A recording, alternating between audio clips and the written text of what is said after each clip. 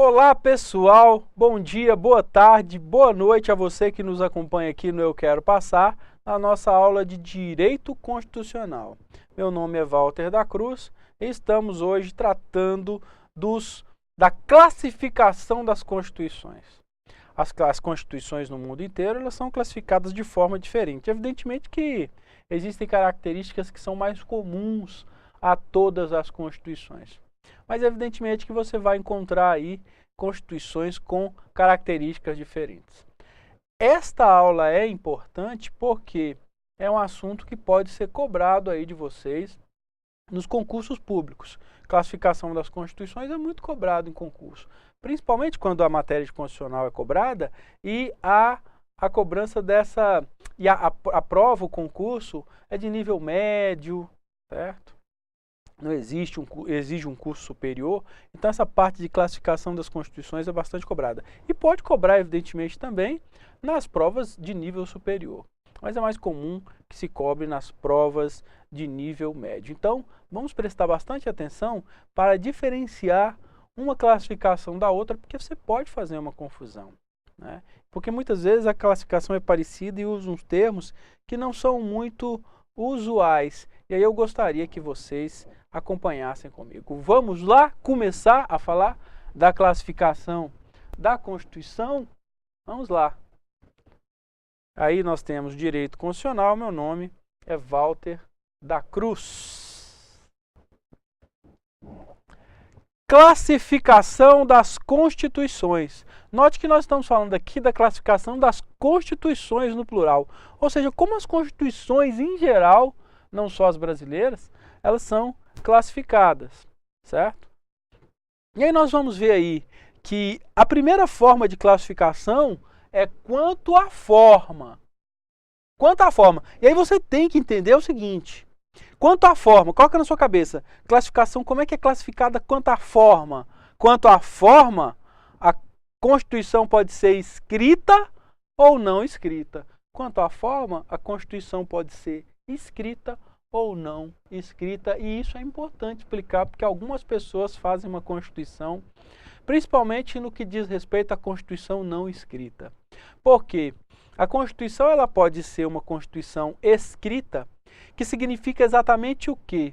Que em um determinado momento, né, a sociedade se organizou, criou uma Assembleia Constituinte e essa Assembleia Constituinte fez um documento, um texto, certo? E estabeleceu que todas aquelas normas têm, né, natureza constitucional, têm status constitucional. Então, no caso da Constituição do Brasil, por exemplo, a Constituição do Brasil é uma Constituição classificada quanto à forma como Constituição escrita.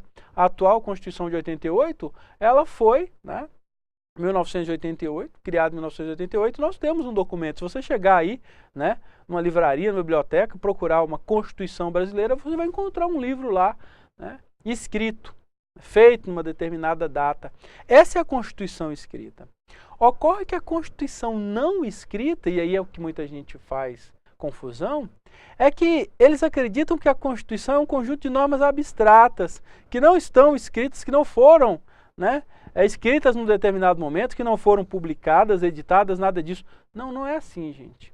A Constituição não escrita é apenas aquela Constituição cujas normas não estão organizadas em um único livro. Ou seja, são normas que têm natureza, status constitucional, mas que estão uma legislação esparsa, em datas diferentes, né, em códigos diferentes, mas são, evidentemente, dispositivos que têm essa conotação, essa classificação como norma constitucional. O exemplo mais famoso, mais celebrado na história, é o exemplo da Constituição inglesa. A Constituição inglesa, o direito inglês é muito baseado no costume, é o que a gente chama de direito consuetudinário, né? O direito consuetudinário. Então você sabe que existe um conjunto de normas, né, de dispositivos na Inglaterra que tem o status de Constituição. Mas se você chegar na Inglaterra e tentar comprar a Constituição inglesa, você vai ter dificuldade, não vai encontrar. Porque, na verdade, as normas constitucionais estão em códigos e espaços diferentes. Daí dizer que a Constituição lá é não escrita, ou seja, ela não está reunida num único livro e não foi criada num momento único. Certo? Mas é claro que as leis constitucionais da Inglaterra estão escritas, sim, em documentos esparsos. Por isso, é classificada quanto à forma como não escrita. Então, cuidado com isso aí. Tá bom? Tranquilo? Vamos aqui. Quanto à estabilidade, você já sabe quanto à forma, escrita ou não? Escrita. Agora, quanto à estabilidade. Quanto à estabilidade, também é um tema bastante cobrado aí nas provas, pessoal. Porque você vai colocar na sua cabeça o seguinte, que quanto à estabilidade, a Constituição pode ser rígida, semi-rígida e flexível.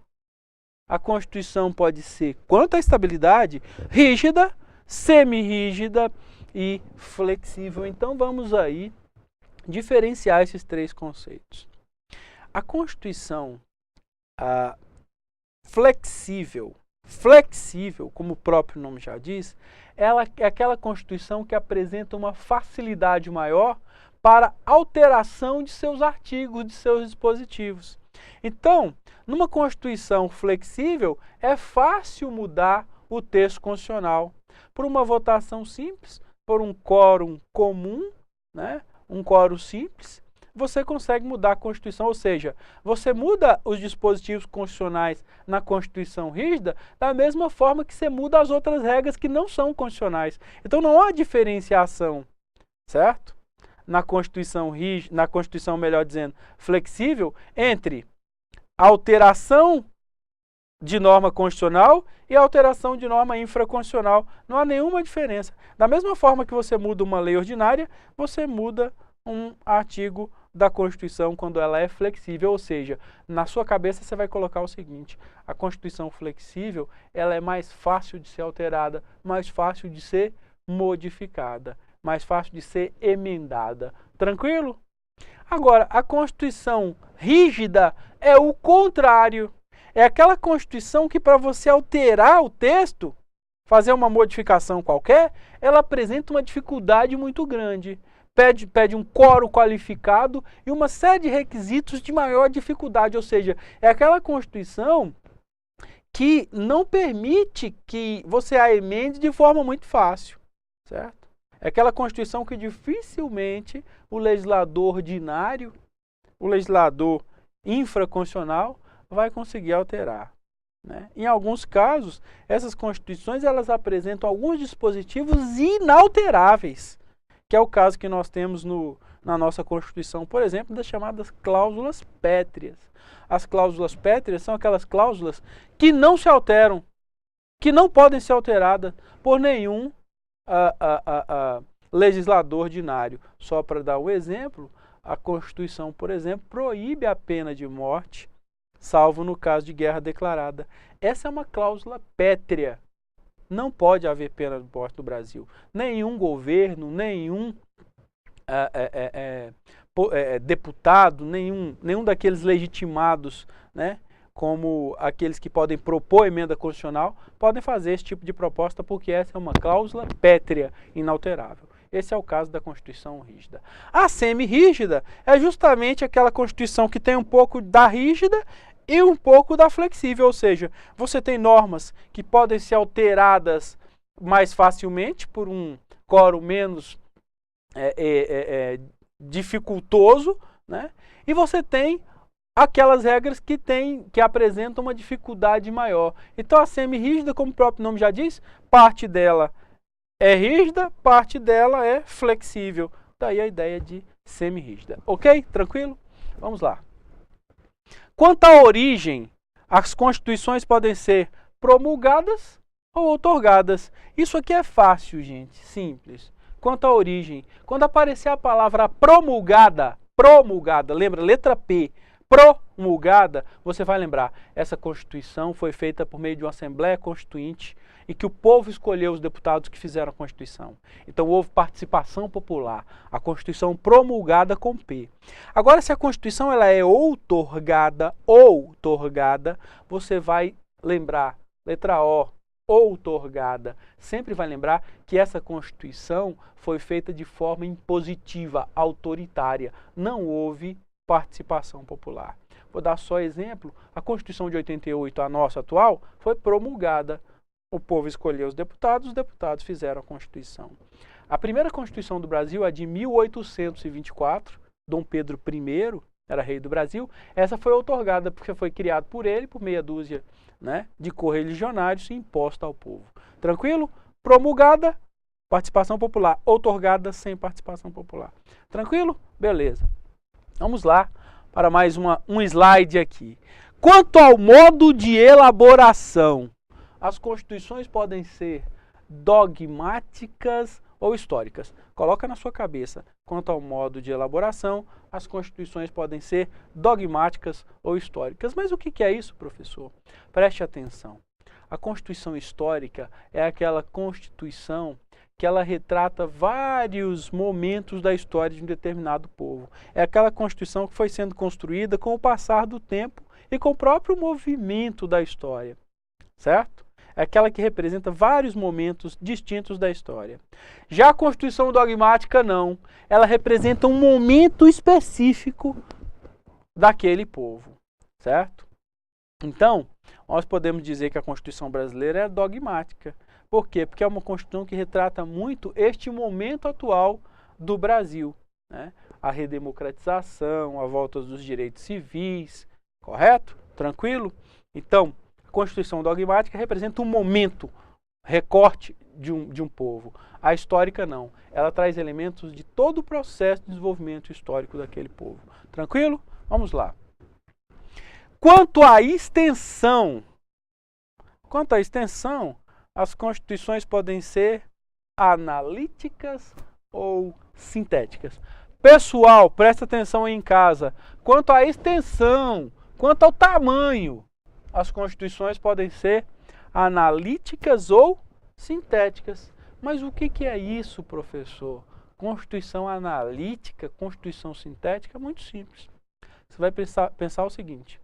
A Constituição sintética, como o nome já diz, é aquela Constituição síntese, aquela Constituição mais enxuta, aquela Constituição com um texto mais enxugado, uma Constituição menor que trata de menos matérias, uma Constituição que não vai falar de muitos assuntos diversos, não. Fala apenas daquela coisa, direitos fundamentais, organização do Estado e acabou.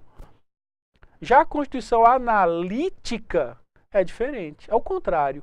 A Constituição analítica ela é mais prolixa, é mais extensa, trata de vários assuntos, é aquela que tenta tratar de tudo, certo? É a maior. Analítica, extensa, prolixa, né? Nós temos o exemplo da Constituição brasileira aí, que eu já vou adiantar para vocês, é uma Constituição analítica. A Constituição brasileira é tão analítica, tão prolixa em alguns momentos, ela é tão extensa, que ela chega a ter em um de seus dispositivos, ela se preocupa, né, em manter o Colégio Pedro II situado na cidade do Rio de Janeiro, na esfera do governo federal. Ou seja, o texto fala justamente isso. O Colégio Pedro II será mantido na esfera do governo federal. E o que isso tem a ver com a Constituição? Nada. Né? Não tem nada a ver. Mostra que a nossa Constituição, em alguns momentos, é prolixa e trata de assuntos que não deveria tratar. Vamos lá. E vamos aqui para o nosso último slide dessa nossa aula. Né? Eu sei que vocês estão tristes em casa, que a nossa aula está acabando, mas vai ter mais, tá? Fiquem tranquilos aí. Que é quanto ao conteúdo. Quanto ao conteúdo, a Constituição pode ser formal ou material. E aí, é simples para você matar aí. A Constituição formal, certo? Como o próprio nome já diz, é aquela Constituição cujos dispositivos só são considerados constitucionais aqueles dispositivos que passaram por todo aquele rito, por toda aquela forma prevista na Constituição. Quórum qualificado, certo? Legitimados, né? Aquelas pessoas para participarem da criação da norma, ou seja, a Constituição formal é aquela que se preocupa com a forma, ou seja, o dispositivo foi criado dentro da forma prevista em lei, então a norma é constitucional, porque obedeceu os trâmites formais. Agora, a Constituição material já diz o seguinte: material é apenas a norma constitucional que trata de matéria considerada constitucional, direitos fundamentais, organização do Estado e limitação do poder.